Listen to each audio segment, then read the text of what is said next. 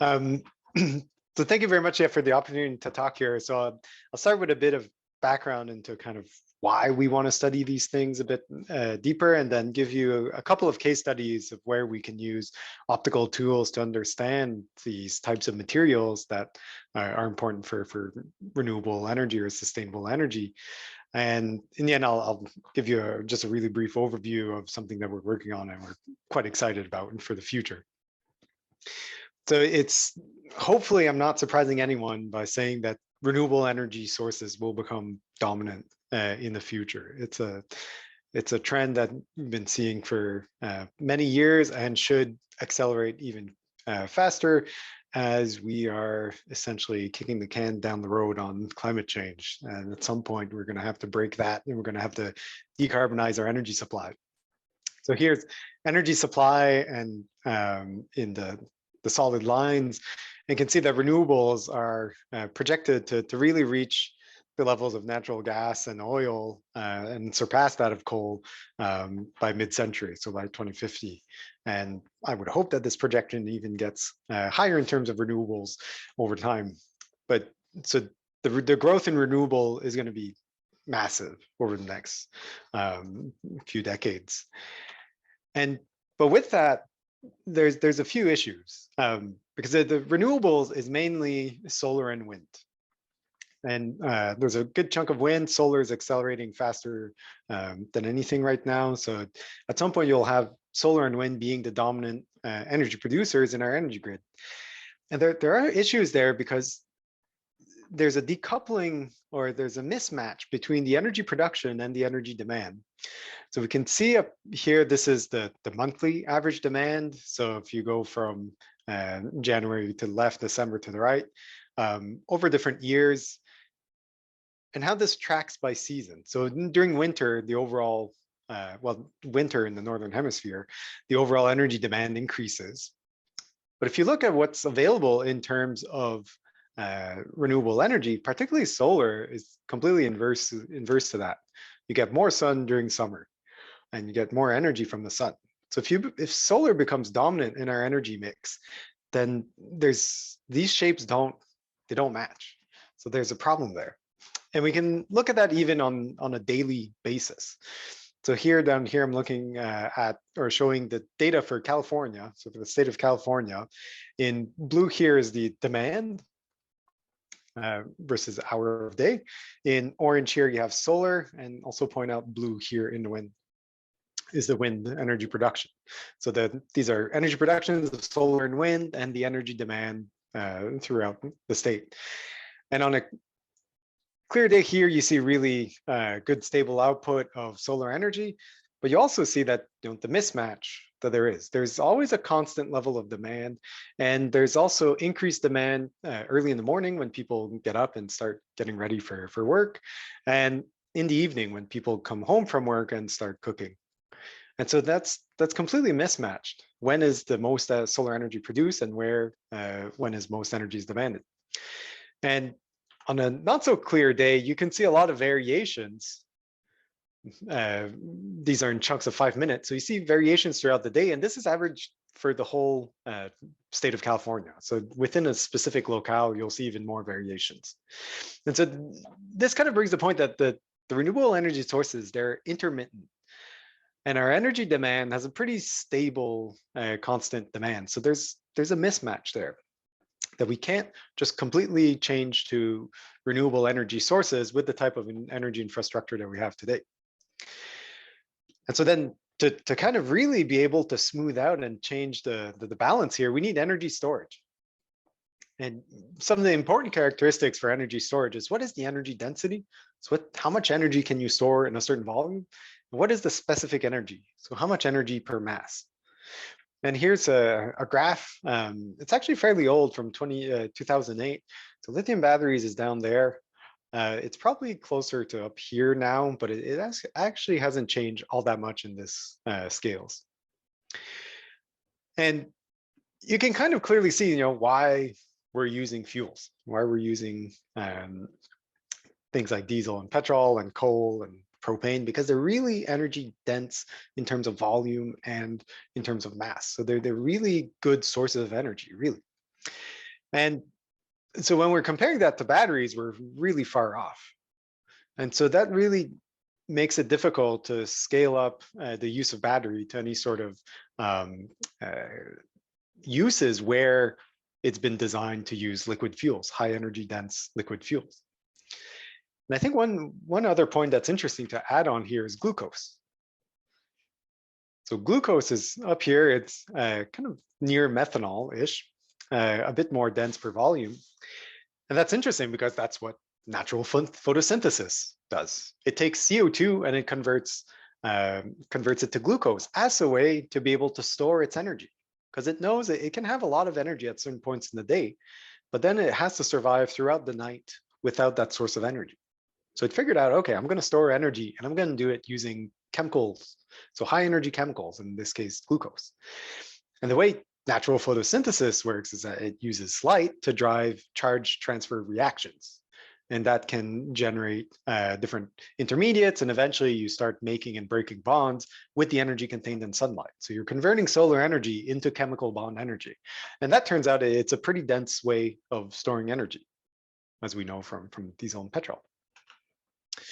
So one of the things that we might be interested in is what can we learn from natural photosynthesis and apply to our own artificial systems. So I'll show so one of the business ends of natural photosynthesis is the oxygen evolving complex of photosystem 2. So this has a fun cubane type structure with oxygens and manganese ions. And this is really the business end over here, where there's some manganese ions. And this is where you essentially activate a water molecule to be able to bind two oxygens together here in this step that releases oxygen. And so overall, what you're doing is that you're taking two molecules of water, and with light, you're converting it to oxygen and releasing protons, and importantly, electrons. And so these electrons, we see that we can eject throughout the cycle when we get a flash of light that converts from one state to the other. And so overall, we are oxidizing water. So we're taking the electrons out of water, and that allows us to use those electrons somewhere else. And in plants, they use it to drive NADP plus reduction to NADPH and eventually convert CO2 to glucose. So this is what's called an oxidation reaction. And the flip side is a reduction reaction where you put in electrons. So essentially we can oxidize water and we can reduce something else. And one of the things that we ideally would like to reduce is protons, because we can reduce it to hydrogen, and hydrogen gas is a great carbon-free energy vector.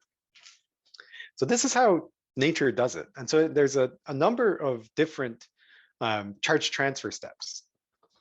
Just to make sure that everyone is clear on the nomenclature I'm using here, I'll give a few examples of oxidation reduction.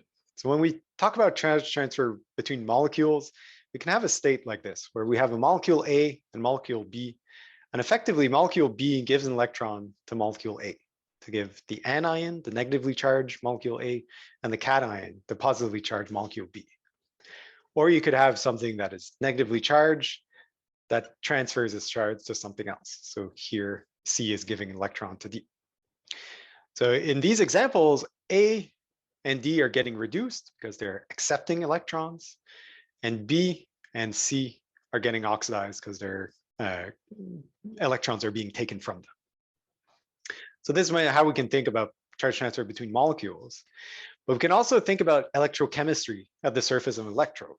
So where you have an electrode, you could have an electron in it, and then you reduce A to get your A minus. Eventually, the electrode picks up another electron, essentially from the wall. You're using electrical energy to put that electron into the electrode material.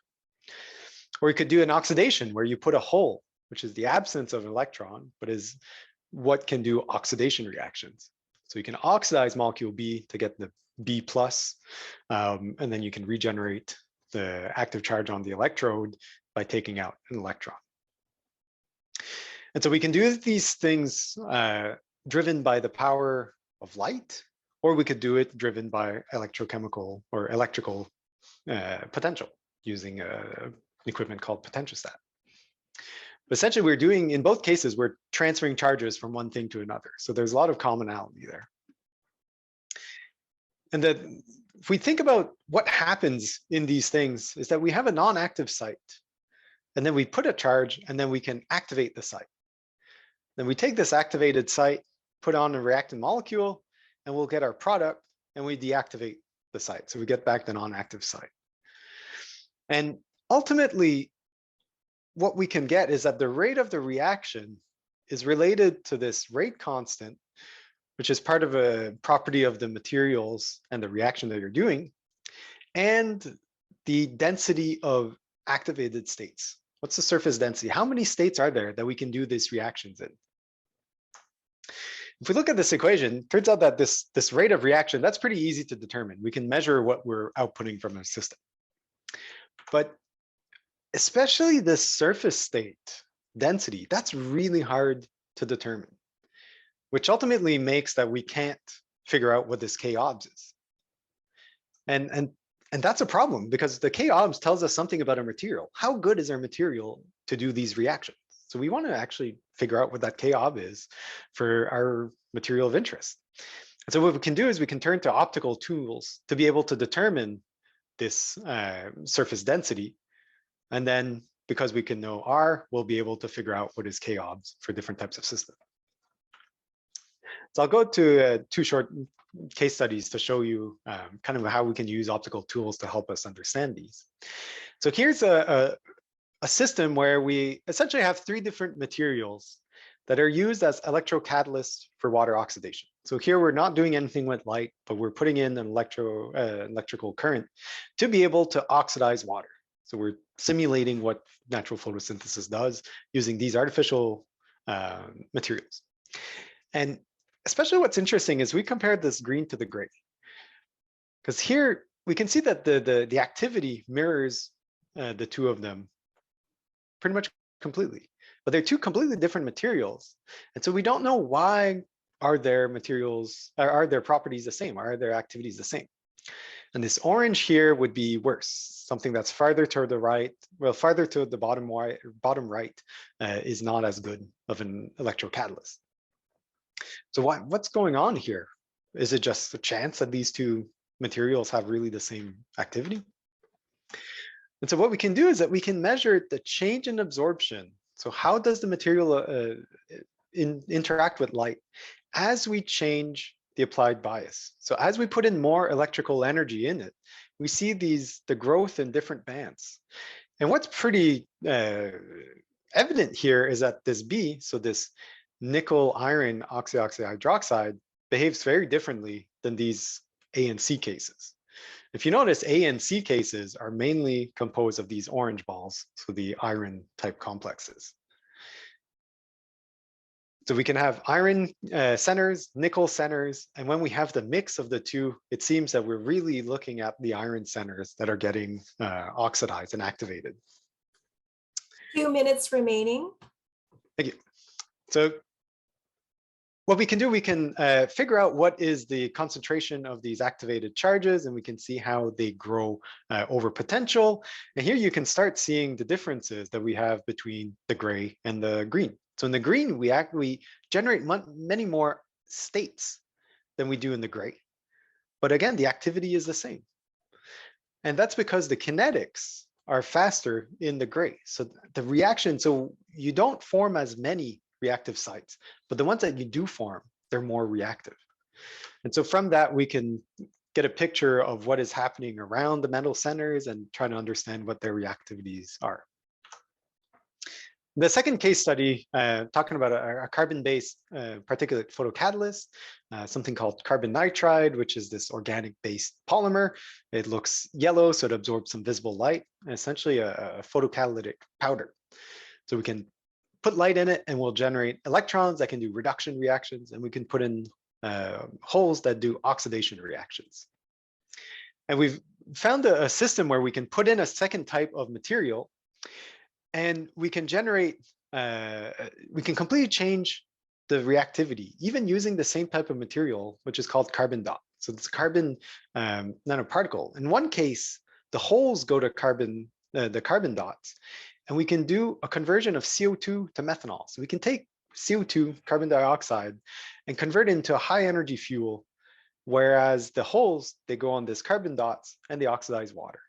And this reactivity is completely different if we use a different type of carbon dot, which can accept only electrons and gives you the much less valuable carbon monoxide product compared to methanol. I won't go into details here, but essentially what we can do is with the optical tools, we can determine and really distinguish where the electrons and holes are going in these materials. And ultimately, we can figure out that the charge flow is completely different when we have the same type of material, just made different ways on its surface. And the last thing I'll spend 30 seconds on is to talk about where we're going with this. So if we look at these carbon nitride particles, this is kind of what they look like. They're really heterogeneous in terms of size and shape, and they're pretty big. So a particle is on the order of 10 to hundreds of microns. And when we do these types of optical spectroscopies, typically we use a probe beam that's around 1 centimeter in diameter. And the SEM picture I showed you before had a full width of 280 microns, so kind of here. And the particles are much smaller. So if we could get to 10 micron scale, and there's a red dot here that you can't actually see because it's too small. But if we could get to 10 microns, we could learn a lot more about the spatial heterogeneity that's happening in these systems. And so by doing measurements at multiple different places, we can accumulate and we can build up a map. And here's a little demo of the type of analysis that we can start doing, where each pixel gives you the spatially resolved charge carrier dynamics that's happening within a film or a bunch of powders. And we can go and choose different areas of interest, and we can see how the kinetics are different based on individual pixels or certain regions, and get distributions of kinetics. With that, I'd like to thank my group. Shout out to James Kavai, who worked a lot on the code to do this transient absorption microscopy analysis, which I just finished on. And thank you for the funders, collaborators, and you for your attention. Thank you very much.